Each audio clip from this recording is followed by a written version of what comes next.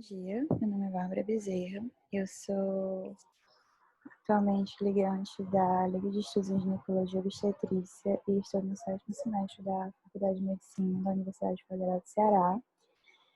E hoje eu vou falar um pouco sobre mecanismos de parto e a construção do partograma. É uma capacitação um pouco grande, foi transmitida ao vivo, na live, né, à distância, para os meus alunos a monitoria de assistência básica à saúde da gestante e também no Instagram da Leva. Mas para efeito de qualidade, eu estou aqui regravando e vou deixar essa aula numa plataforma para facilitar o acesso de todo mundo. Lembrando que mais ou menos na metade do tempo, ou talvez mais de uma vez, eu vou precisar parar o vídeo e recomeçar, porque eu estou usando o Zoom e o Zoom ele dá um limite de gratuidade para você gravar os vídeos, né? Então, eu espero que fique bom e seja didático. Qualquer dúvida é só me procurar. Então, vamos lá. Os objetivos dessa aula serão retomar a anatomia pélvica feminina e a semiologia obstétrica. Lembrando que eu não vou falar aqui sobre pelvimetria para a escolha de via de parto. Acredito que seja um exame muito detalhado e que está incluso na prática médica, mas não cabe aqui a nós pontuar isso. Vamos elucidar os principais mecanismos de parto e a construção do partograma de uma forma bem objetiva, porque o foco dessa capacitação é entender o mecanismo fisiológico do parto para que isso seja o alicerce, porque, aliás, é o alicerce na construção do partograma, tanto na configuração dele quanto na leitura, certo? Então, essa é a nossa prioridade hoje. Antes de começar, eu tenho algumas ressalvas, lembrando que aqui a estática fetal, ela vai ser considerada, aqui nós vamos considerar a estática fetal mais prevalente e o desenvolvimento do parto considerado fisiológico. O que isso quer dizer? Que eu vou falar de posições, de apresentações mais comuns, eu não vou falar de distócias também, e também eu não vou pontuar casos em que eu tenho descolamento prematuro de placenta, síndromes hipertensivas, porque está relacionado ao parto, entre aspas, patológico, né? Não sei dizer se essa é a nomenclatura atual, por isso eu vou colocar entre aspas, certo? Aqui eu também vou falar que os mecanismos de parto, eles são sobrepostos, ou seja, eles não ocorrem obrigatoriamente na sequência, eles são divididos assim por uma questão didática. Então, eu vou pontuar um de cada vez, mas fisiologicamente e nas mulheres, de forma bem geral, eles ocorrem sobrepostos simultaneamente, certo? É importante vocês terem em mente o conceito de primípara e multípara. Primípara é a primeira vez que a mulher parir, e multípara que ela já pariu outras vezes, certo? Grande multípara, a gente não vai pontuar aqui hoje, porque grande multípara está relacionado mais às mulheres de outras gerações, que tiveram mais de 5 filhos, ou mais de 5 partos, né? Assim, mais didaticamente falando. E lembrando que o parto ele é um processo bem complexo, mas ele é harmônico. Ele pode parecer bem confuso aqui nessa aula, quando você vai estudar, mas ele é harmônico e ele é muito preciso, certo? Da maioria das mulheres, ele vai se desenrolar normalmente. Então, vamos lá. Para efeito de introdução, a gente vai ter o quê? Que o útero, ele é o continente para o feto e os seus anexos, certo? Então, ele contém tudo aquilo que a gente vai estudar hoje, certo? É mais fácil você conseguir induzir do que interromper um trabalho de parto em curso, certo? E essa premissa, ela reside no desafio frente à prematuridade, certo? Porque a prematuridade é um dos maiores complexos quando a gente fala de saúde neonatal e neonatologia, certo? O conhecimento preciso acerca do início do trabalho de parto, ele ainda continua incompleto nos dias atuais. Então, a gente vai ver aqui alguns mecanismos, mais uma vez falando, mas o que inicia ele não está completamente elucidado, no seu sentido mais complexo. Então, vamos tentar pensar que talvez seja uma questão multifatorial, certo?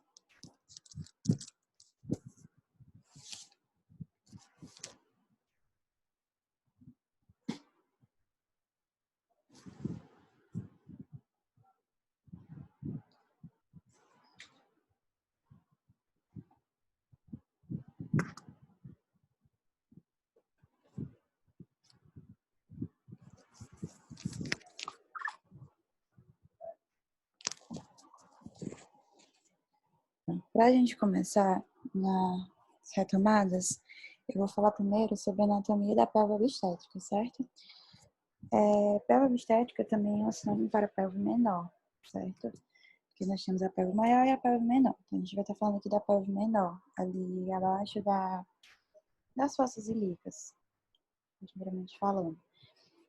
Aqui, a gente não vai falar sobre os subtipos de ginecóide, androide, patipóide, antropóide, que foram pontuados lá no começo da graduação em anatomia, porque isso cai em pelvimetria. Eu coloquei aqui para elucidar, para dar talvez uma relembrada, certo? Então vamos lá. Essa imagem aqui é para efeito de estudo, né? Eu apaguei alguns marcos anatômicos para deixar a imagem mais limpa e objetiva. E mesmo assim, ela é bem complexa, porque a anatomia da pelve é complexa, certo? Mas estamos aqui para referência, certo? Então, vamos lá, aqui, mais uma vez, imagens, né, no modelo anatômico aqui à esquerda e o modelo radiográfico aqui à direita, certo? Para elucidar. E a gente vai começar falando do estreito superior, certo? Essa imagem aqui, ela está em posição anatômica. Mais na frente, a gente vai estar utilizando imagens numa posição não anatômica, certo?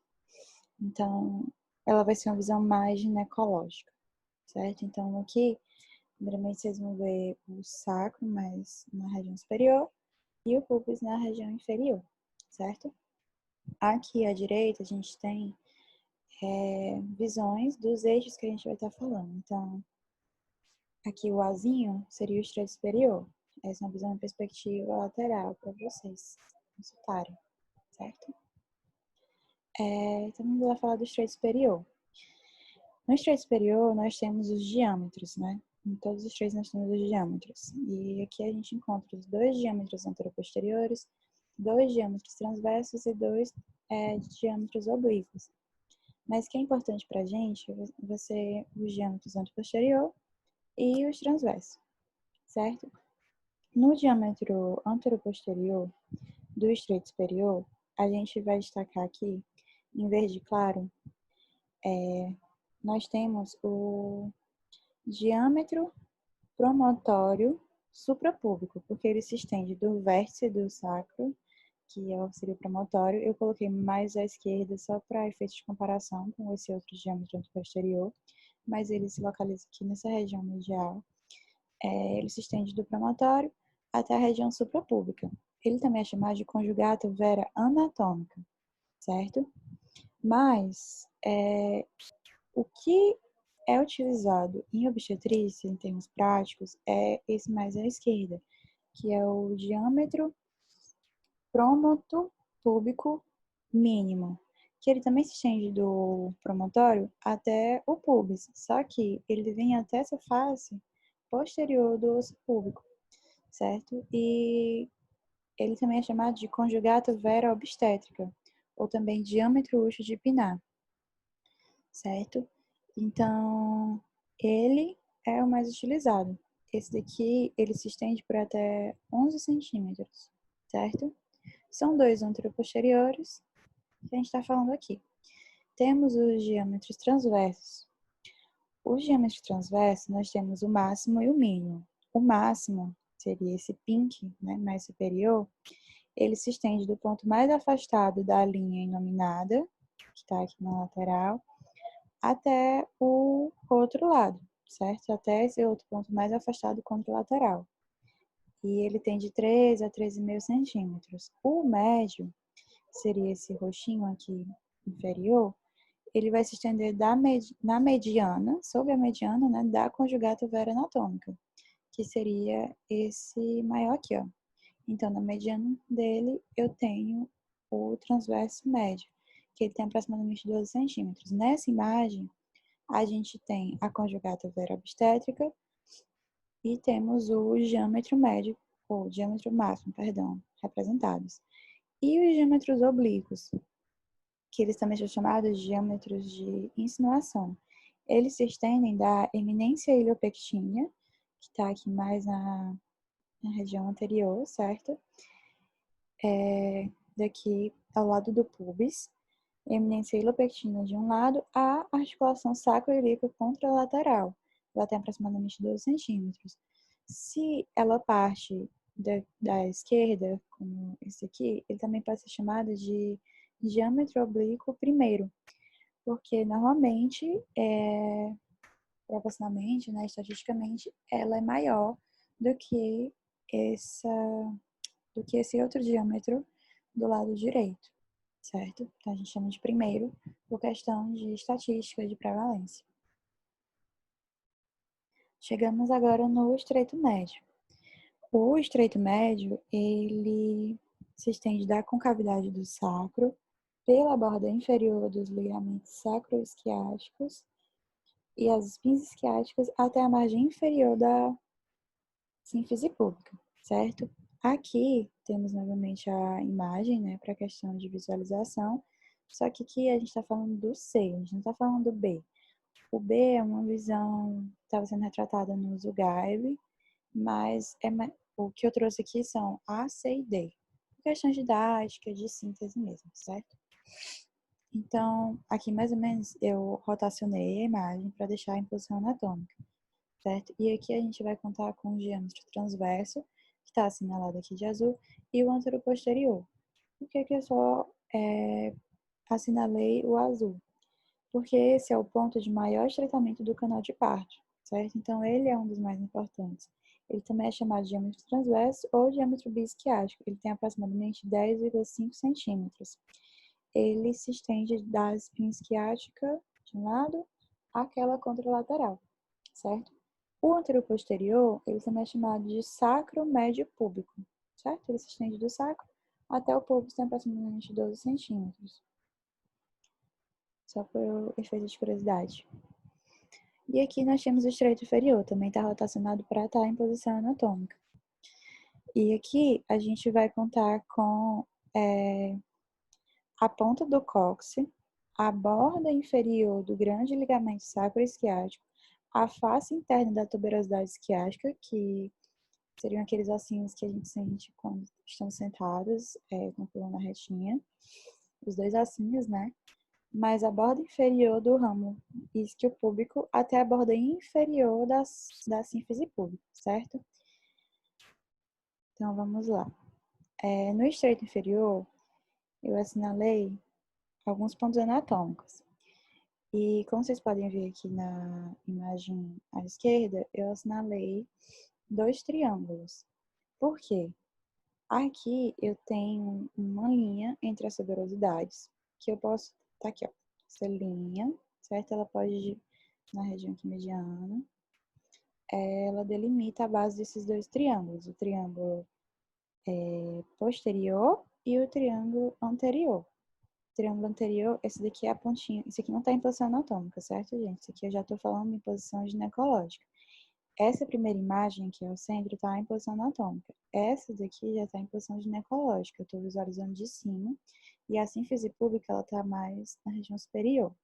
Então, aqui eu tenho o diâmetro anterior, que se estende até o ápice dele, né, perdão. Ele está no meio da borda inferior da sínfise púbica e o posterior, o ápice dele, está na ponta do cóccix. Só para efeito de curiosidade, certo? Enquanto a diâmetro, a gente tem o anteroposterior e temos o sagital posterior, certo? O sagital posterior, ele se estende aqui pelo meio, certo? Então, aqui, ó, depois a gente falar dos triângulos, a gente tem os diâmetros. Eu tenho o diâmetro anteposterior, que se estende da ponta do cóccix ao meio do diâmetro bituberoso, certo? E ele também é chamado de sagital posterior, e ele mede aproximadamente 7,5 centímetros. Pronto, depois que a gente falou dos triângulos, só para efeito de curiosidade, eu vou pontuar esse diâmetro aqui que está assinalado, que tem aproximadamente 9,5 centímetros, certo? Que ele também é o interessante quando a gente fala em estreito inferior, para a obstetrícia, para a prática. Ele é chamado de diâmetro cóccix suprapúbico, porque ele se estende da ponta do cóccix a região é subpúbica, certo? Então, eu já estou lá embaixo da sínfise púbica, a borda inferior da sínfise púbica. Bárbara, mas ele tem 9,5 centímetros e o diâmetro bisquiático tem 10,5 centímetros, que seria o ponto de menor estreitamento da bacia. Eu tinha popularmente bacia, né? Mas o que acontece aqui? Tem um efeito importante, que a ponta do cóccix ela vai sofrer uma retropulsão e esse diâmetro ele vai ser alargado lá na região na fase da expulsão fetal, que a gente vai ver posteriormente. E ele vai se ampliar de 2 a 3 centímetros. Então, ele passa de 9,5 centímetros até 11,5 centímetros. E também ele é chamado de conjugata exitus, certo? De saída. Aqui também é para efeito de estudo. Tem essa tabelinha, que também é do Zugaib, certo? Só para dar uma relembrada mesmo da síntese que eu falei. Pronto, agora a gente vai falar de semiologia obstétrica. Então, vamos lá, só para dar uma retomada. Nessa imagem, a gente encontra a semiologia, né, a prática, a técnica semiológica para ferir a altura uterina, se estendendo da sínfise púbica ao fundo uterino para o nosso interesse. Uma técnica importante, que talvez seja provavelmente, né, é ressaltada nas práticas, é que é interessante você posicionar, né, delimitar onde está o fundo uterino e você fixa uma mão ali, o pontinho da fita métrica até a sínfise púbica, que você arrasta estando completamente colada à barriga da mulher. Não pode estar assim tangente, certo? Isso aqui vai alargar e provocar erros de interpretação. Lembrando que até 12 semanas, o útero ainda está dentro da pelve. Após 12 semanas é que ele vai ser extrapélvico. Entre 20 e 22 semanas ele vai atingir a cicatriz umbilical e no termo ele vai atingir o apêndice tifoide, ou fundo uterino, como está retratado aqui mais na imagem, certo? Que tem o bônus da ausculta fetal, que ele vai depender da posição fetal, só para não dar uma relembrada. Então vamos lá, falando em estática fetal propriamente dita, a gente tem primeiro a atitude. A atitude é a relação entre as várias partes do feto, certo? Então, essa atitude de flexão generalizada da porção cefálica, da porção pélvica, dos membros, é a atitude normal, fisiológica de um feto a termo, certo? Pode não ser. Isso aqui é normal. Quando eu tenho porções de deflexão, eu tenho um sinal de hipóxia fetal. Deflexão seria os bracinhos abertos, as pernas também abertas, certo? Situação é a relação entre o maior eixo materno e o maior eixo fetal. Temos a longitudinal, a transversal ocórmica e oblíqua. A longitudinal está aqui pontuada porque a gente está considerando um processo fisiológico a termo. Então, nesse processo, eu tenho uma situação longitudinal, certo? A apresentação é a parte do feto que se apresenta no estreito superior da pelve. É o que ele vai apresentar ali naquela circunferência, certo?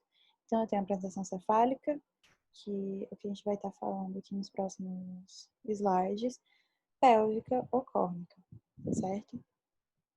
Lembrando que não existe apresentação antes do 6º mês ou quando a parte fetal é um membro, porque, por definição, é necessário que o volume da região fetal seja capaz de encontrar um obstáculo na sua passagem pelo canal de parto.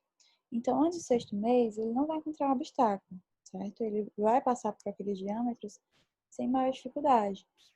E também eu não estou falando de apresentação se eu tenho um membro, se eu tenho uma perna apresentada ao estreito superior. Tem que ser porque ela também não vai encontrar dificuldade, ela também não vai encontrar um obstáculo para a passagem, certo?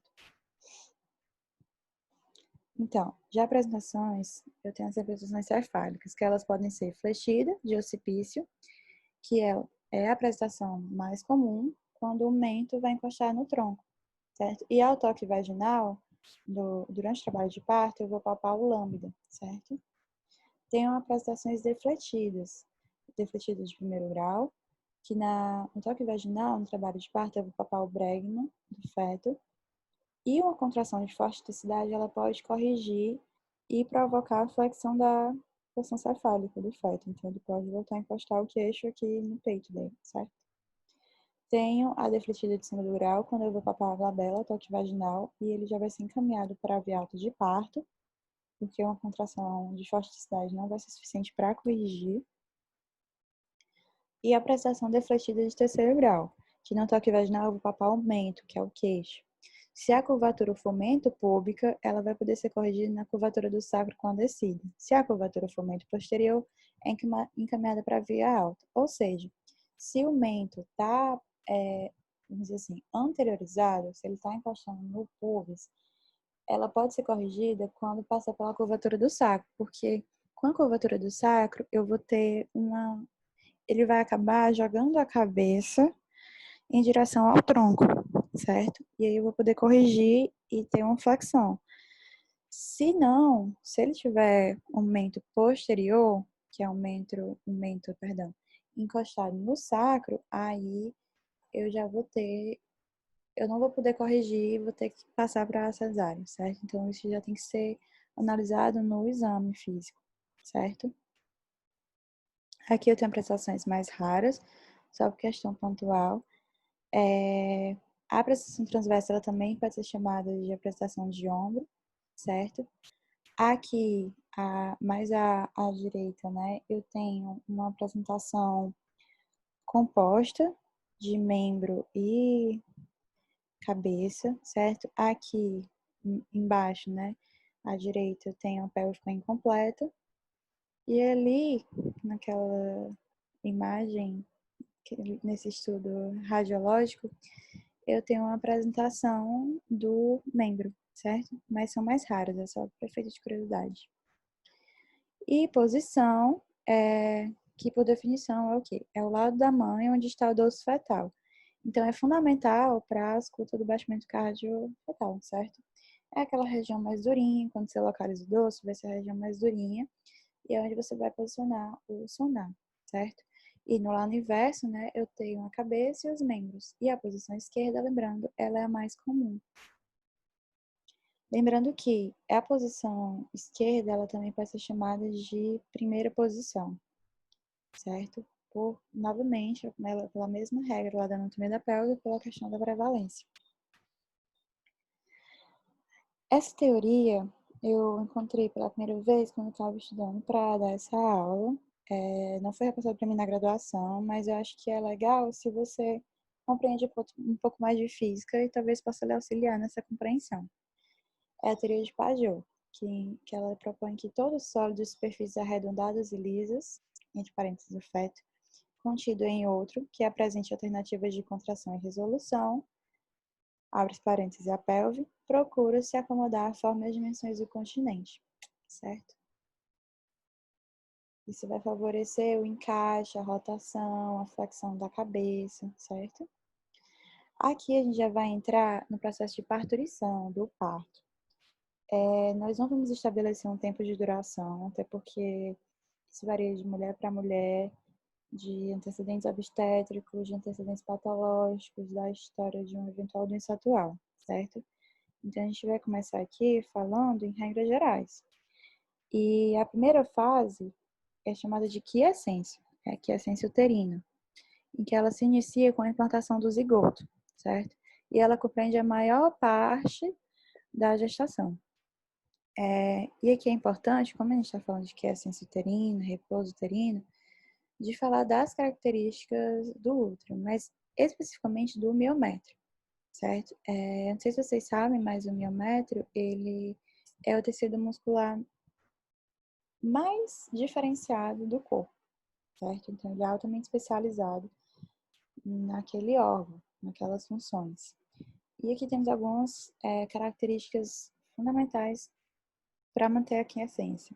Eu tenho uma baixa sensibilidade dolorosa, isso quer dizer que a dor do processo de parto, da contração, ela está muito relacionada com a compressão dos órgãos vizinhos pelo feto, assim como, por exemplo, a compressão do feto em direção ao estreito superior da pelve, em que eu vou comprimir, por exemplo, a bexiga e também vou pressionar aqueles ossos, certo? E essa dor ela vai coincidir com a contração. Eu falei que tem uma baixa sensibilidade dolorosa, mas a contração, ela gera dor, sim, certo? Eu tenho contrações dolorosas, sim. Isso é muito bem retratado no cinema, né? Na prática, você vê que contrações são dolorosas, sim, mas contrações do parto. Eu não estou falando que o miométrio por si só dói, que o miométrio é muito sensível à dor, certo? Eu tenho uma força elástica atuante, que o que compreende tanto a expansibilidade do útero, né, propriamente dito, ao volume fetal das membranas ovulares, quanto da retração, certo? Quando tem a saída desse volume uterino, eu tenho uma retratibilidade acentuada, porque o útero ele se adequa ao volume que está contido nele, certo? Aos seus componentes, o volume de seus componentes. E tanto essa expansibilidade quanto essa retração, elas são fundamentais, tanto para a manutenção da gestação, quanto para o final do trabalho de parto, a expulsão da placenta, que deve ocorrer ao final do trabalho de parto, certo? Eu tenho uma excitabilidade, tanto por ocitocina quanto por componentes como a catecolamina, por isso que falam que o estresse agudo pode precipitar um trabalho de parto. Tenho propriedades tônicas muito bem definidas, certo? Então, a tonicidade, ela é referente a o estado de repouso, a um tônus de repouso entre contrações uterinas. Então, eu tenho, mesmo que seja muito expansível, eu ainda tenho uma força ali de repouso que mantém aquela cavidade íntegra, com uma certa rigidez, certo? E a propriedade da contratilidade, que talvez seja mais conhecida, né, em que ela se expressa aqui, que eu não estou falando de contrações de trabalho de parto, eu estou falando de contrações na quiescência uterina, certo? Que eu tenho contrações do tipo A, que são caracteristicamente de alta frequência, de baixíssima intensidade, certo? E elas são localizadas. E posso ter do tipo B, que são chamadas de Braxton Hicks, que causam muita confusão nas mulheres se começou o trabalho de parto, se não começou. Elas têm maior intensidade em relação ao tipo A e elas são mais difusas por todo o corpo uterino. Mas elas não são dolorosas e elas tendem a passar com repouso relativo e com antiespasmódicos. Elas não modificam também o colo uterino, certo? Então, aqui eu estou falando de contrações no estado de quiescência, estou falando de contrações fisiológicas bem espaçadas durante a gestação. Ó, merece até um slide só para isso. Algumas curiosidades, né? As contrações, elas são palpáveis quando elas apresentam mais de 10 milímetros de Hg por intensidade. Então, normalmente, as do tipo A, elas não são palpáveis. Elas apresentam até 8 milímetros de Hg, certo? Milímetros de mercúrio, que eu falo Hg. Elas têm uma duração clínica média de 70 segundos. Por que uma duração clínica? Porque a duração propriamente dita, ela é maior, porque as contrações elas ocorrem em ondas. Então, eu tenho uma estabilidade, um aumento da pressão, até eu conseguir palpar, conseguir sentir, mesmo as contrações dolorosas do parto, e também o relaxamento, né? A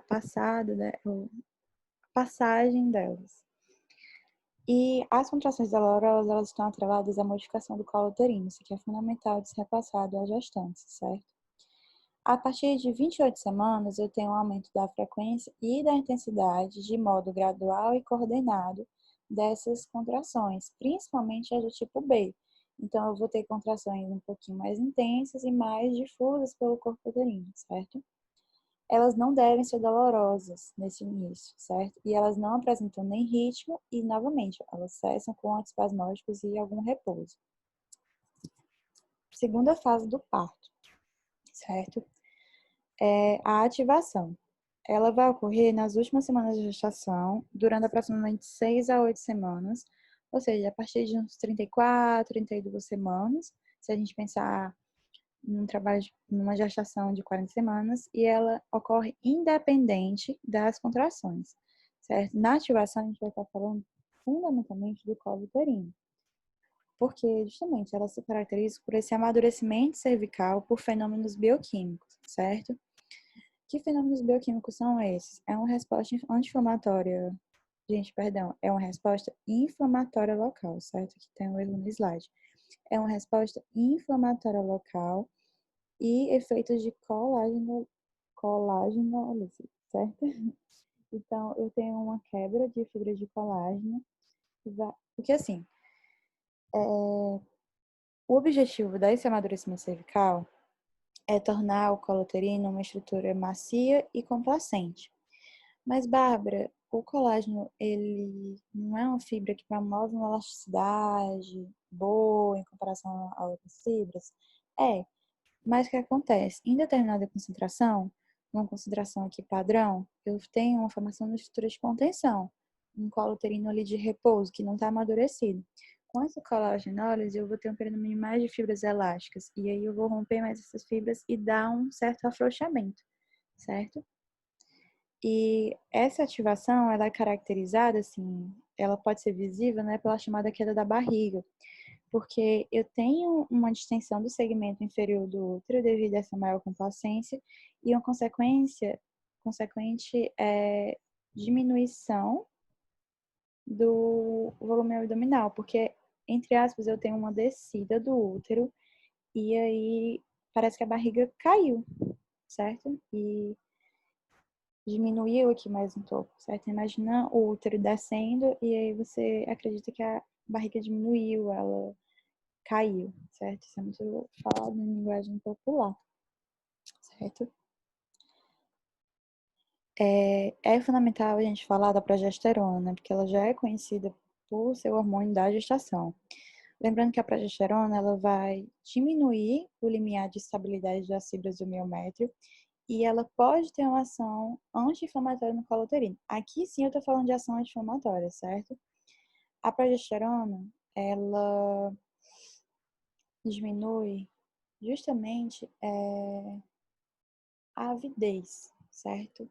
Então, é como se eu precisasse de mais ocitocina para iniciar prematuramente um parto pelas fibras do miométrio. Se a gente pensar só pela excitação, o início do trabalho vai passar pela excitação dessas fibras. E hoje é estudado os possíveis efeitos anti-inflamatórios. Isso pode ser dito, pode ser falado que sim, ela tem uma ação anti-inflamatória, mas ainda não é majoritária na literatura médica, certo? Na espécie humana, eu não tenho associação direta entre a queda dos seus níveis plasmáticos ou de algum envolvimento fetal em deflagrar o parto, certo? Então, como eu falei, vamos pensar no início do trabalho de parto como um processo multifatorial, certo? Ela é fundamental para a manutenção da gravidez, da gestação, mas ela não tem associação da queda do nível plasmático, diretamente falando, com o início do trabalho de parto. Não é isso, não é esse mecanismo, não é essa via, certo? E, terceira fase, nós temos a fase da estimulação. Na fase da estimulação, a gente vai destacar as contrações uterinas efetivas.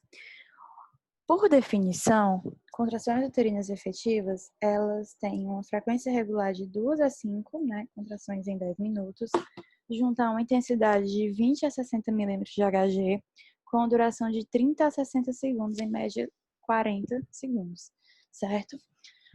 Mas o que tem que ser gravado, até porque muitas vezes a gente não vai poder aferir essa intensidade, e quem vai aferir a quantidade de contrações, a duração, são as gestantes. Hoje em dia, nós temos aplicativos para isso. É orientar o quê? Que as contrações uterinas efetivas, as contrações que vão estar presentes ali no início, trabalho de parto, elas são regulares, ou seja, elas ocorrem no espaço de tempo, ela tem aquele ritmozinho, porque elas também são frequentes e elas são eficazes. Então, eu tenho que lembrar dessas três palavras. Contrações uterinas efetivas são regulares, são frequentes e elas são eficazes. Elas mudam o colo uterino, elas vão promover uma dilatação, certo? E Essa tríade, ela também é associada a um mecanismo chamado tríplice descendente. Essa tríplice descendente, ela é mais interessante para efeito de estudo, certo? Que seria o motor dessas contrações, a base dessas contrações. Elas são originadas no fundo uterino, elas têm uma forte densidade e elas se distribuem de forma descendente pelo corpo uterino, então do fundo em direção ali ao colo, ao segmento inferior. E a estimulação, ela é dividida em períodos, o período da dilatação e o período expulsivo. Esse período expulsivo ele é o mais complexo, a gente vai detalhar ele. E temos a da dilatação, em que ocorre a dilatação, né, do colo uterino em 2 a 3 centímetros em 10 minutos, enquanto que no expulsivo eu tenho até 5 centímetros em 10 minutos. Eu tenho uma maior intensidade, junto associada, né, ao puxo, que seria o movimento voluntário da parede abdominal, que é aquela força que a mulher faz, e a saída do feto e da placenta. O período de dilatação, ele conta com o esvaecimento do colo. Por que esvaecimento, né? O que é que acontece? Eu tenho que a denominação anatômica, o colo propriamente dito, essa denominação ela não vai mais servir, porque ela vai sumir pela incorporação das paredes desse colo uterino, certo? Então ele vai dilatar e ele vai se integrar ali, então ele vai perder aquela forma, certo? Que caracteriza ele como colo. E esse esvaecimento, ele está predisposto pelo amadurecimento, por aquele fenômeno bioquímico que ocorreu na fase anterior, certo? Dilatação do colo, propriamente dita, e a formação da bolsa das águas. A bolsa das águas, ela é um acúmulo de líquido amniótico no espaço entre o polo cefálico e as membranas ovulares. Então, idealmente, ela está entre ali a cabecinha do feto e as membranas ovulares, certo? E ela tende a romper quando eu tenho 6 centímetros de dilatação. Aqui, ó, tem o processo de esvaecimento do colo. Então, o que caracteriza o cérvix, o colo uterino, vai sumir. Ele vai se incorporar à parede uterina e ter essa questão de continuidade aqui, certo? Com o canal de parto. E aqui não está retratado, mas a formação do bolso das águas seria justamente nesse espacinho entre a cabeça e essa membrana ovular, essa parede, certo? A dilatação do colo, ela conta com essas outras fases também, que é a fase latente, de contrações irregulares e intensas, mas não são efetivas. Então, são contrações que elas não têm a duração ideal, elas não têm aquele ritmo ideal, mas elas são intensas e elas não vão promover uma dilatação efetiva, certo? Ela pode durar horas e varia de mulher para mulher. Então, por isso que é importante realizar a orientação da mulher gestante, da família, do responsável, da parceria, né? De contar, de aferir se tem um ritmo, se não tem um ritmo, se é dolorosa, se cede com repouso, se não cede, para você se encaminhar para a maternidade, certo? E muitas vezes a mulher chega na maternidade e não tem a dilatação suficiente, aí ela diz, não tem trabalho de parto, ela tem que voltar para casa e aguardar um pouco mais, certo? E a fase ativa, que aqui sim eu vou abrir o partograma, aqui sim eu tenho uma dilatação intensa e eu declaro iniciado o trabalho de parto propriamente dito, certo? Então essa fase ativa, não se esqueça, é aqui que eu vou abrir o partograma. Quantos centímetros de dilatação eu abro o partograma? Na MEAC, que é a Maternidade Escolar Chateaubriand, que a gente se baseia, eu abro o partograma com 6 centímetros de dilatação. A fase ativa propriamente dita, ela inicia com 4 centímetros, que foram dilatados aqui pela fase latente, né? E ela evolui em até, certo? Isso aqui é o máximo, essas velocidades são velocidades máximas de dilatação, em 1,2 centímetros por hora para primíparas ou 1,5 centímetros por hora nas multíparas. Então, é um processo que se inicia com 4 centímetros, evolui com essa velocidade e atinge idealmente até os 10 centímetros. O partograma eu vou abrir com 6 centímetros de dilatação, certo? Então, se a mulher chega na maternidade, tá ali com 5 centímetros, ela já iniciou o trabalho de parto, certo? Ela tem aquelas contrações regulares e intensas e o colo uterino dela está com 5 centímetros, ela já iniciou o trabalho de parto. E aí, muitas vezes a gente realiza a anamnese, pega a folha de evolução clínica normal do prontuário, faz aquela anamnese bem detalhada, vê como é que ela tá, já tem algum antecedente importante, e eu só vou abrir o partograma com 6 centímetros, certo? E, uma curiosidade, nas primíparas, nessa velocidade máxima de dilatação, a dilatação máxima, né, ela ocorre em até 6 horas. Já nas multíparas, seguindo essa velocidade máxima, ela ocorre em até 3 horas, certo? E a faixa da velocidade, o mínimo, no caso, né, seria a partir de 0,8 centímetros por hora. Então, a gente tem uma média ali de 1 centímetro por hora, tá bom?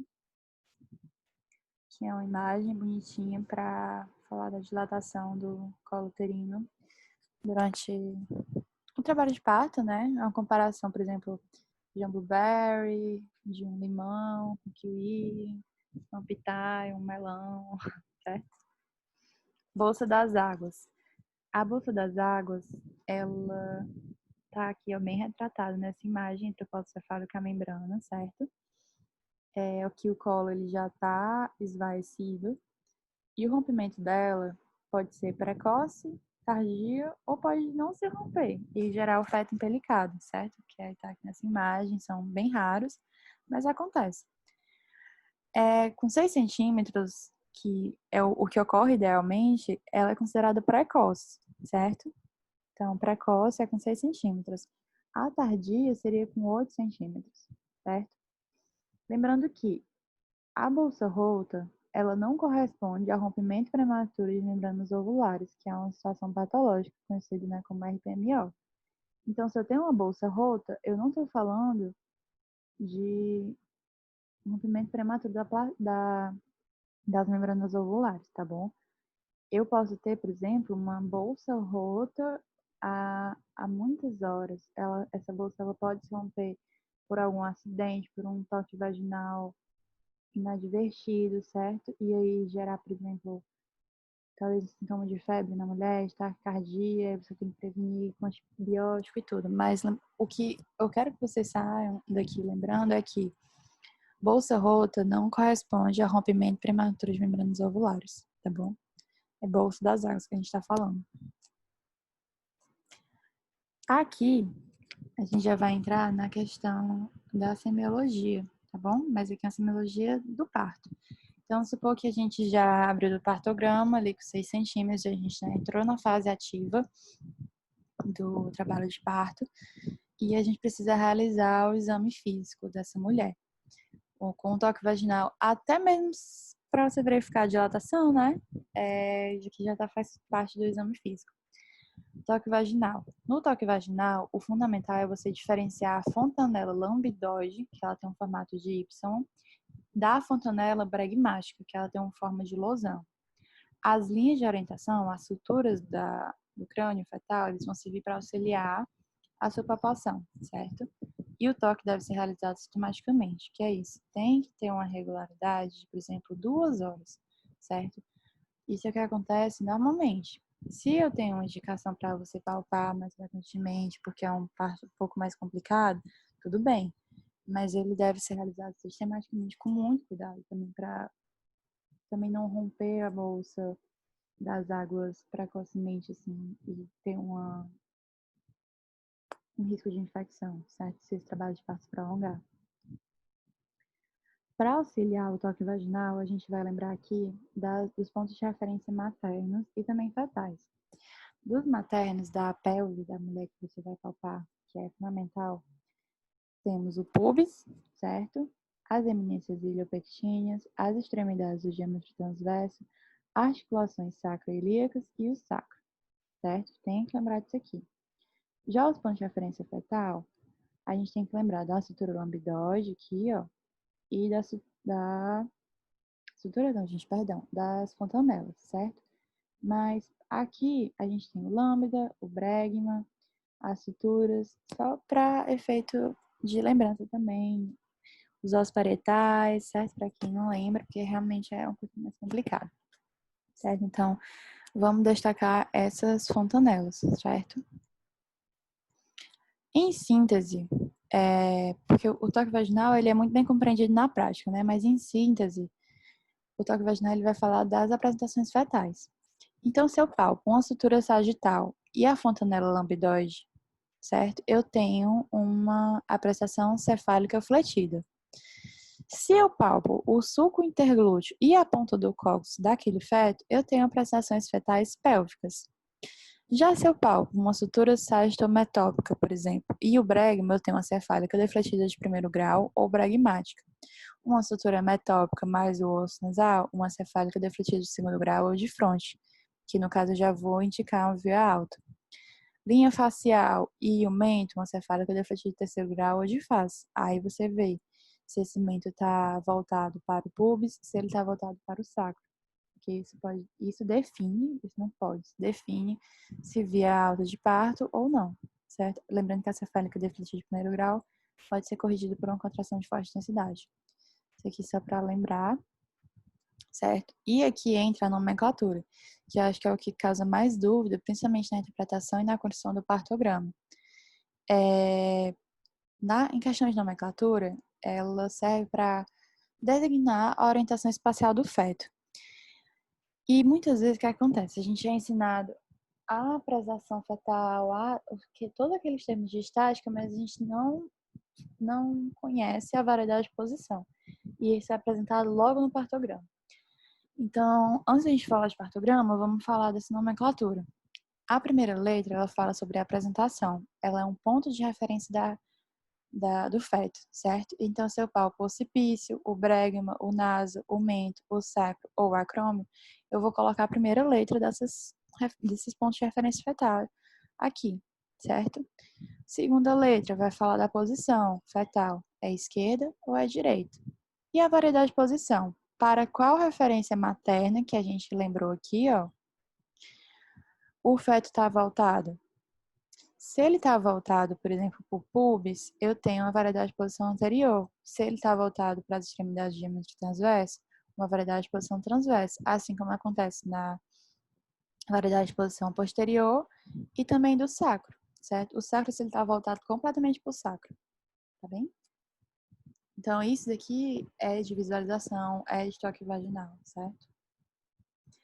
E aqui a gente vai entrar no período expulsivo, e lembrando que a gente está na fase da estimulação, certo? A gente falou da dilatação e a gente entrou agora no expulsivo. Eu coloquei aqui do ladinho, e vou ler para vocês, ó.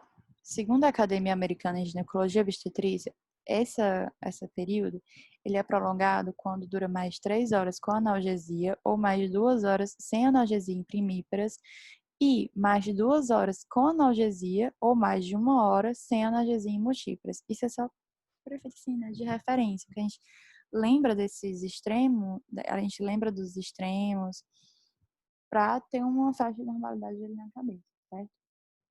O período expulsivo, ele é construído mesmo, gente, tá?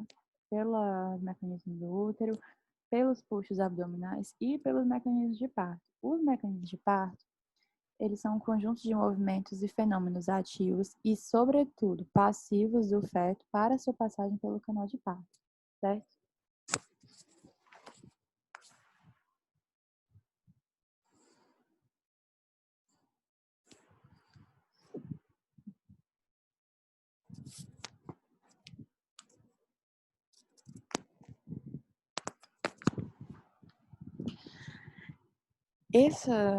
Essas denominações, essas comparações aqui, elas auxiliam muito no entendimento do parto, porque a gente vai pensar na perspectiva propriamente física, certo? Então, vamos aqui. O conteúdo uterino deve ser levado em conta como o objeto, a pelve materna como o trajeto e as contrações uterinas como a força, certo? Então, uma força impressa sobre um objeto em um trajeto, tá bom? Aqui é o canal de parto, outra figura do Zugaib, certo? Lembrando que eu tenho essa curvatura aqui, ó, inferior do sacro, que é onde eu posso ter aquela correção, né, da cefálica defletida de terceiro grau, se ela estiver voltada pro pubis. E aqui, essa imagem é essencialmente para lembrar que o canal de parto, ele não é uma reta, certo? Então, ele tem essa curvatura. Ela se assemelha mais a um J do que a um I, por exemplo. Insinuação. A insinuação, ela é um componente do período expulsivo, certo? Então, a insinuação, eu estou falando do feto e do estreito superior. É uma relação feto e estreito superior. A insinuação é um processo composto da passagem do maior diâmetro da parte fetal apresentada pelo estreito superior da bacia materna. Então, a insinuação é a passagem do maior diâmetro da parte fetal que está sendo apresentada ali naquele estreito superior pelo estreito superior por esse estreito superior da bacia materna, certo? É só porque essas denominações mais complexas a gente fala mais devagarinho que entende. A insinuação, por sua vez, ela é composta dos movimentos de assincletismo e sincletismo, flexão da cabeça e o cavalamento ósseo do crânio, certo? Na maioria das mulheres, estar insinuado significa que o ponto de referência ósseo fetal está na altura das espinhas isquiáticas maternas, logo no plano zero de Lee. A gente não vai falar aqui do plano de Hodge, certo? Lá nos partogramas a gente vai ver alguns exemplos que tem plano de Hodge, mas as nossas referências falam do de Lee, certo? Bárbara, como assim? Estar insinuado significaria o ponto de referência fetal, por exemplo, o bregma, nesse ponto zero aqui, entre as espinhas isquiáticas, certo? Isso é facilmente palpável. Componentes, né? Também falando de insinuação, eu tenho descidas e encaixes. Então, descida e encaixe também ocorrem, certo? Antes eu estava falando do maior diâmetro fetal, passando pelo estreito superior, e aqui eu já estou falando pro inferior, Bárbara, como assim?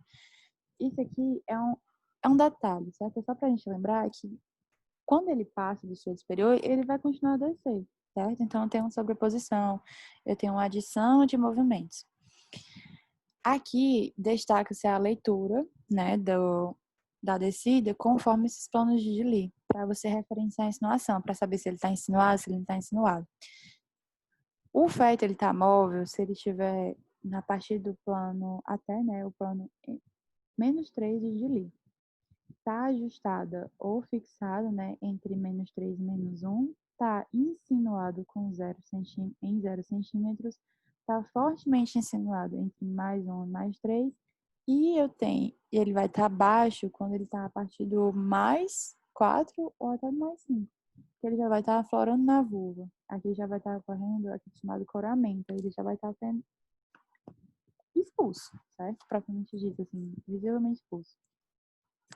Aqui é uma curva, também para efeito de estudo da dilatação cervical e dos períodos do parto. Aqui, uma perspectiva da insinuação, certo? Então, por exemplo, aqui o maior diâmetro fetal passando pelo estreito superior da bacia materna. Aqui é uma imagem, não está em posição anatômica, está em posição, pensa na posição ginecológica aqui, certo? Que é para vocês se orientarem, por exemplo, os ossos parietais, certo? Os ossos parietais, eles são divididos entre laterais, né?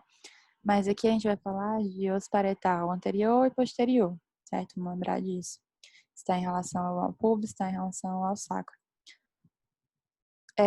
Os movimentos da insinuação, né? Eu tenho os assincletismos e o sincletismo. Eles são movimentos nos quais um dos ossos parietais atravessa o estreito superior antes do outro osso parietal, ultrapassando o promontório materno pela aproximação da sutura sagital e de um dos ossos maternos, certo? Então, o que acontece? Durante a descida, devem ocorrer assincletismos moderados e sincletismos que são alternados entre si. Por que moderados? Porque quando ele é moderado, eu vou promover uma descidinha bonitinha, certo? Se eu tenho muito acentuado, muito fraco, o fraco ele não vai descer. E os acentuados, eles estão mais ligados a contrações hipertônicas, numa situação mais patológica, se eu tenho uma desproporção, certo? Se não está encaixado direito. O sincletismo é quando a sutura sagital está na mesma distância entre o pubis e o promontório, certo? Aqui eu estou falando as definições, mas no próximo slide a gente tem as imagens. Se eu tenho o pubis com a sutura sagital, essa aproximação, e o parietal posterior desce, eu tenho um assincletismo posterior, também chamado de obliquidade de Litzmann. Se eu tenho aproximação entre o sacro e a sutura sagital e o parietal anterior desce, eu tenho um assincletismo anterior ou obliquidade de Naegeli. Eu nunca sei falar essa palavra, gente. Então, aqui no meio eu tenho um sincletismo, certo? Então, como se estivesse ali retinho. Pense na cabeça retinho. O anterior, ó, a sutura sagital se aproximando do sacro e o osso parietal anterior, vamos pensar, né, que ele fica livre, aí ele desce. E posterior tem a sutura sagital se aproximando aqui do pubis e aí o osso parietal posterior desce, certo? Vamos imaginar que ele está balançando ali a cabeça para descer, tá?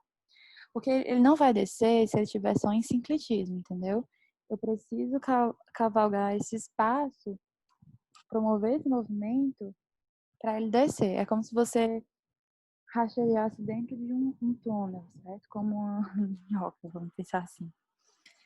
Outro movimento da insinuação, a flexão da cabeça fetal. Inicialmente, a cabeça fetal mostra-se indiferente ou semifletida, com um diâmetro occipitofrontal de 12 cm no estreito superior, o que vai mudar com as contrações, pois ele é impelido ao estreito superior, ele é definido ali naquele osso, aquela região óssea, flexionando a cabeça e substituindo por diâmetros menores a passagem. Então, se eu tenho aqui esse maior diâmetro no estreito superior, eu tenho uma contração que impele ele contra a região óssea, ele vai promover a flexão da cabeça, substituindo esse maior diâmetro por um menor diâmetro para facilitar a passagem, certo? Junto a isso, eu vou ter os assintletismos e o sincretismo. O sincretismo, ele é mais uma imagem de repouso, certo? O movimento mesmo são os assintletismos, vamos lembrar disso. E outro movimento da insinuação, o cavalgamento dos ossos do crânio fetal. Isso aqui nada mais é porque não tem a imagem, que a bipartição do polo cefálico em duas metades para a entrada no canal, quando os ossos frontal e occipital se encaminham para baixo dos parietais e a borda interna de um dos parietais se sobrepõe ao outro. Então, devido a essa grande capacidade plástica da cabeça, sendo mais acentuado com menor grau de ossificação e maior grau de deflexão, é como se o crânio, ele se dobra, certo? Ele se fecha mais um pouco porque ele é muito flexível, ele é muito plástico para facilitar essa passagem, certo? Depois ele, quando o bebê nasce, ele retorna, porque ele tem essa capacidade de retratividade, certo? É normal. As suturas não estão completamente fechadas como a nossa. Rotação interna, então, seria outro mecanismo de parto, além da insinuação, certo? É um processo essencial. Assim como os outros, sim, mas vamos lembrar que ela é essencial. A rotação interna, ela objetiva a coincidência do diâmetro antero-posterior do polo cefálico com o maior diâmetro da bacia materna, certo? O que varia a depender do estreito em que se encontra a cabeça fetal. Assim, aquele estreito, ele vai coincidir ali com aquele diâmetro. Certo? Aqui é de referência, superior com transverso, médio com antero-posterior, ou ambos em proporção igual, inferior e antero-posterior. A rotação interna é um movimento em espiral, que geralmente se completa quando a cabeça chega na região perineal do períneo. Normalmente é do tipo anterior ou púbica, quando o ponto de referência fetal está ali junto ao pubis. Excepcionalmente, ela será do tipo posterior ou sacro, quando o ponto de referência fetal, o osso pício, estará junto à região sacral da bacia materna. O grau dessa rotação varia conforme a variedade de posição que você verificou no toque vaginal, certo? Em apresentações fletidas, o ponto de referência a cumprir um arco de circunferência é o osso pício. Assim, eu tenho esses graus. Eu não vou ler para vocês, porque eu acho que pode gerar uma confusão. Mas aqui a gente tem as imagens, certo? Essa rotação aqui é uma rotação interna em apresentação cefálica fletida, certo? Para a variedade de posição occipito-púbico. Então, o ospício, o púbico. Aqui, ó, cefálica fletida, e aí gira a cabecinha do neném pra cá, certo? A gente tá falando da porção cefálica. O tronco e os membros, eles são menos complicados de rotacionarem, de descerem, certo?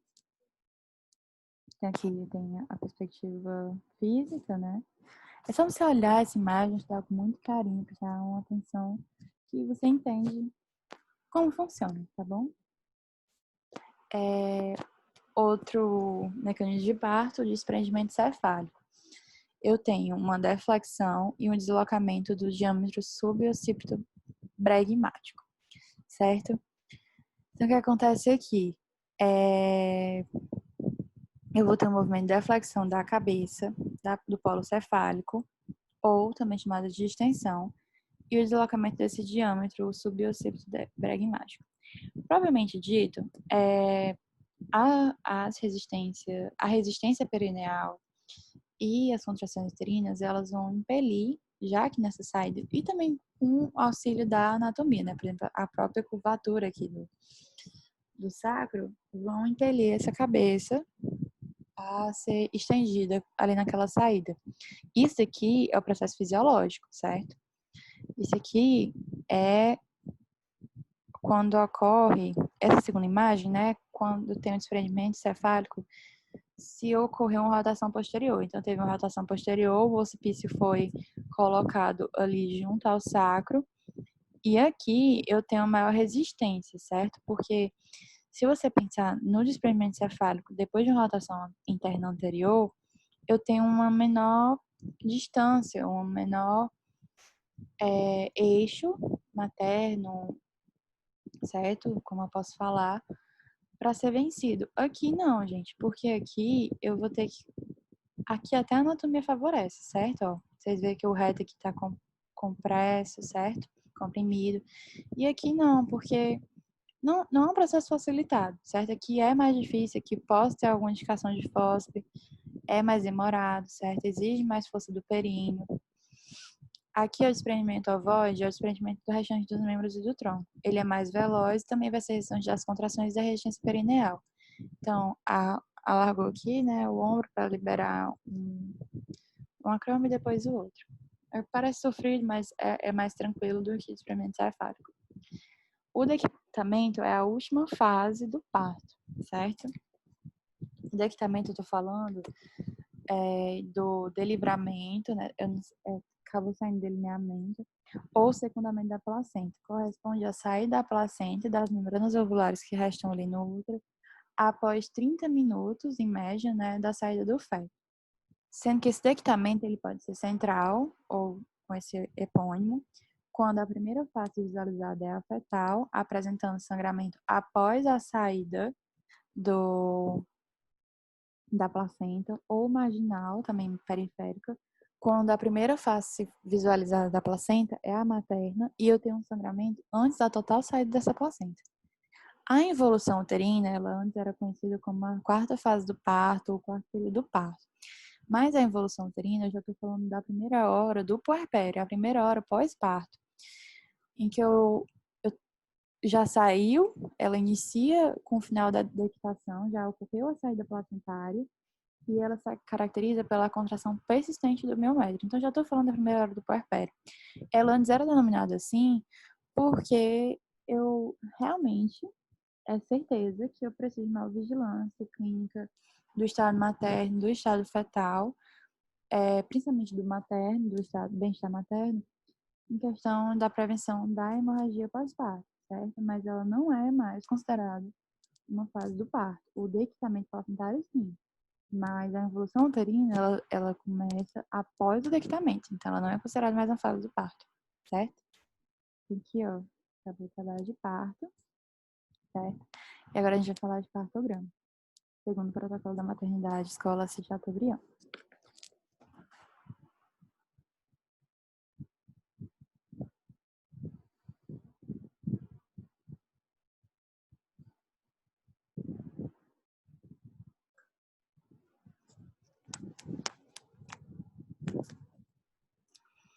Então, vamos lá. Começando, né? O partograma, gente, ele é um documento, certo?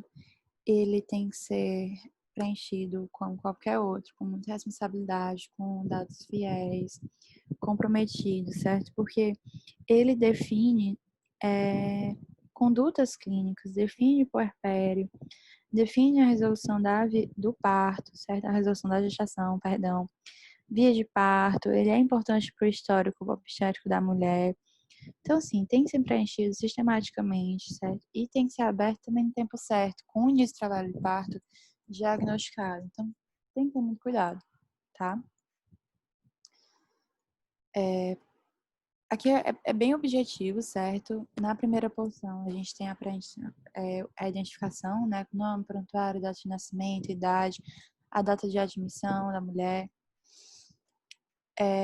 Aqui eu vou falar principalmente dos antecedentes obstétricos dela, da data provável do parto, porque pode ser que o parto em si esteja ocorrendo antes ou depois dessa data provável, a idade gestacional de acordo com a data da última menstruação ou de uma ultrassonografia, as sorologias, certo? De HIV e sífilis.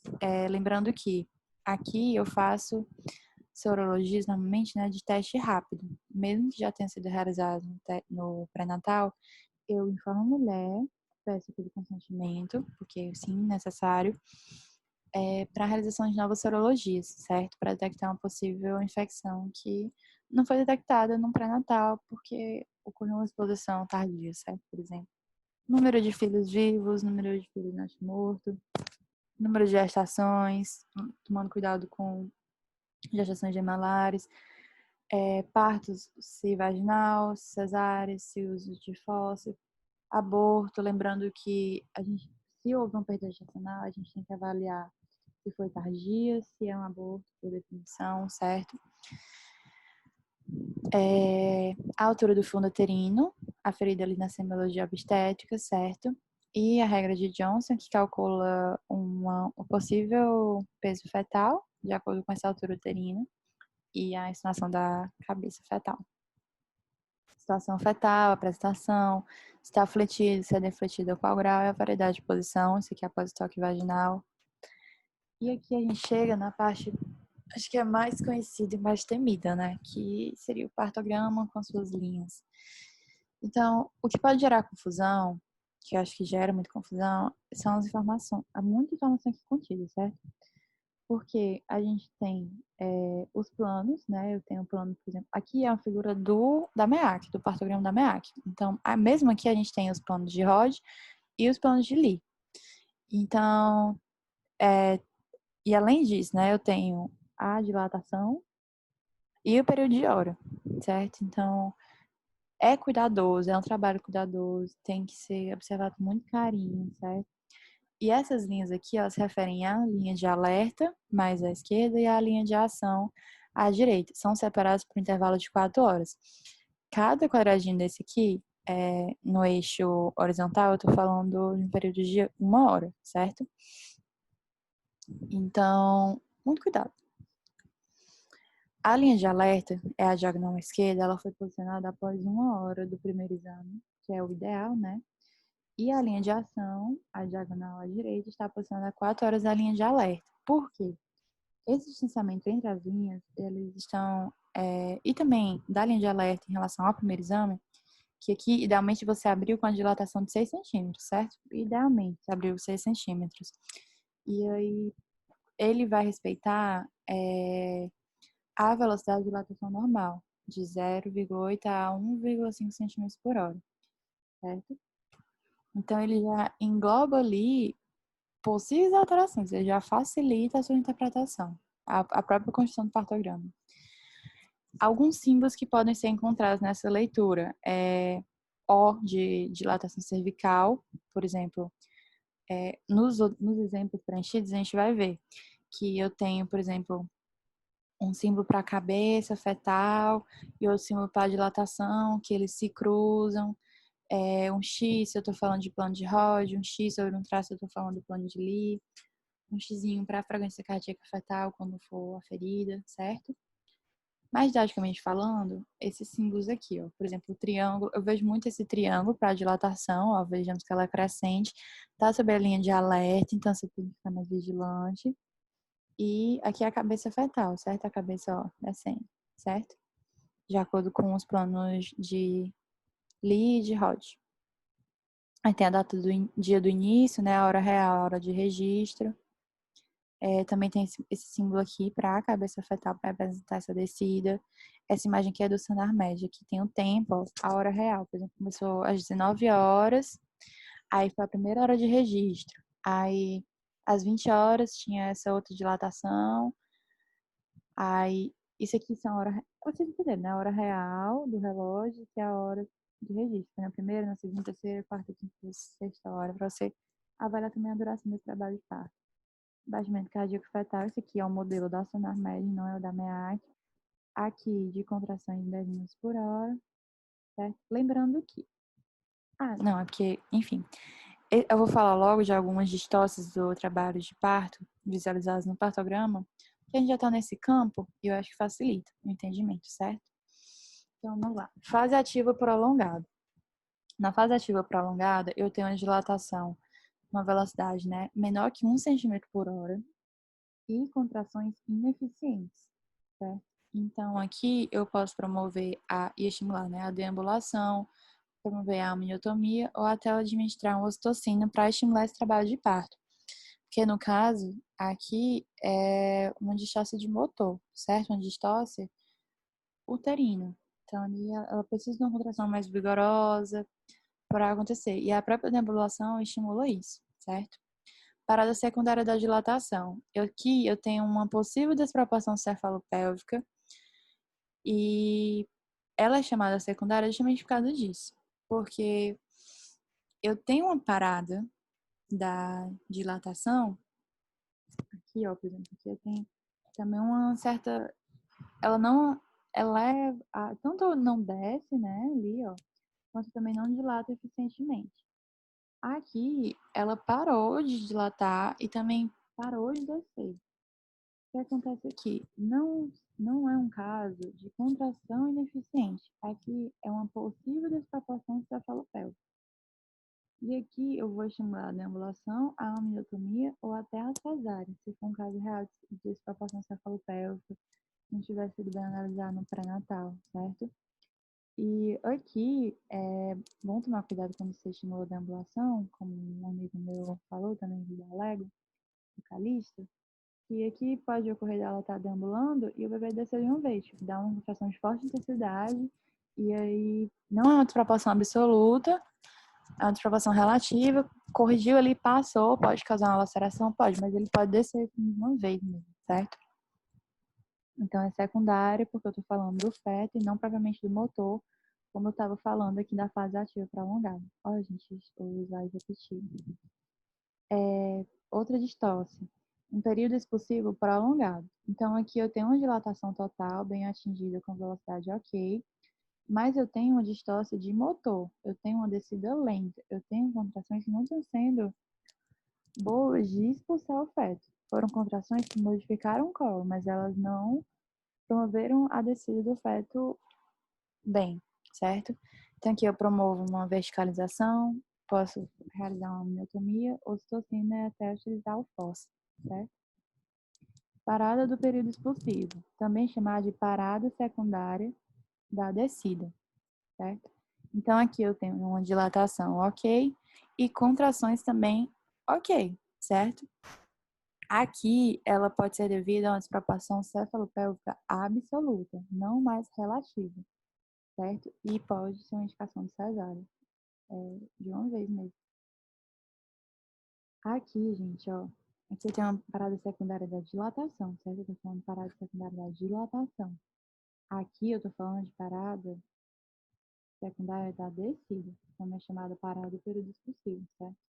Aqui eu dilatei tudo, ali eu não tinha dilatado tudo, tá bem? Aqui ele realmente não tá indo. Aqui é porque eu tenho contrações muito efetivas, eu tenho uma dilatação muito boa e provavelmente não está com cefalopélvico. E tem o parto precipitado, né? O parto precipitado é quando todo o processo, na dilatação, em 10 centímetros, da descida fetal, ela ocorre em 4 horas ou menos. Aqui, ó, ocorreu com aproximadamente 2 horas e meia, quase 3 horas, né? Está associado ao excesso de ocitocina, misoprostol, também ao sofrimento fetal agudo e lacerações como consequência, certo? Então, aqui, você tem que, se for realizar, né, a administração de ocitocina e de misoprostol, tem que ser interrompido, certo? Então, aqui foram as principais distócias. Aqui é outro campo também da EBSER que registra o baixamento cardiofetal. Você tem que realizar o registro, né, da frequência fetal antes, durante e depois das contrações. Então, esses intervalos de tempo aqui são de 10 minutos, certo? Considerando contrações regulares, efetivas e frequentes, certo? Naquele ritmozinho assim. Justamente, ó, aqui as contrações são espaçadas por 10 minutos, cada quadradinho desse corresponde a 10 minutos. Por isso que eu tô falando do trabalho de parto propriamente dito. Se você iniciar antes o partograma, pode causar confusão e você confundir com distócia, quando na verdade ela nem entrou em trabalho de parto propriamente dito. Nesse primeiro campo, nesse triângulozinho aqui de cima, eu registro o número de contrações dentro do espaço de 10 minutos. E aqui embaixo eu vou registrar a duração média em segundos de cada contração. Nesses campos de membrana ligamentótica, eu vou registrar a cada 10 minutos, né? Quando você visualiza, se quer por visualização, se o estado, né? Como está o estado das membranas e do ligamento amniótico. Se eu tenho uma bolsa íntegra, uma bolsa rota, se eu realizei a amniotomia, se houve uma rotura acidental ao exame, se esse ligamento amniótico que saiu, ele é claro, ele é meconial, é sanguinolento, se ele é claro com grumo, sem grumo, certo? Você registra. Que pode mudar o aspecto, principalmente, por exemplo, sair de um claro para um meconial, certo? Mesmo, por exemplo, a bolsa rota, aí o leite amniótico vai mudar de aspecto, certo? Aqui também pressão arterial, temperatura e pulso. Muito importante se eu tenho uma bolsa rota há muitas horas. Aqui já está no final, certo? Em que você vai anotar os medicamentos e fluidos que foram administrados durante todo o trabalho de parto, os examinadores, se esses examinadores mudaram, por exemplo, para uma troca de plantão, isso pode acontecer, observações que sejam consideradas importantes, certo? E no verso do partograma, além de escrever para qual local ela deve ser encaminhada, para, né, do puerpério, tudo, deve-se assinalar a data e a hora do parto, bem como as condições do parto do recém-nascido, o tipo de delivramento, né, se administrou a ocitocina, que posteriormente é administrado para o dequitamento placentário, se foi marginal, se foi central, como é que estava as condições da placenta, certo? E as condições do quarto período, justamente que eu falei para vocês agora, certo? Então, foi isso. As minhas referências foram essas. Uso o Gabi, referência texto, também de imagens, do Vetleis, que era ilustrador, o Sonar Médio, mais curso para essas distócias, certo? Do partograma. Protocolo da MEC de 2017, para construir partograma. Partograma é a ciência do parto, capacitação interna da Lego, em 2018, pelo Calixto Dantas. Então é isso, muito obrigada. Qualquer dúvida pode falar comigo.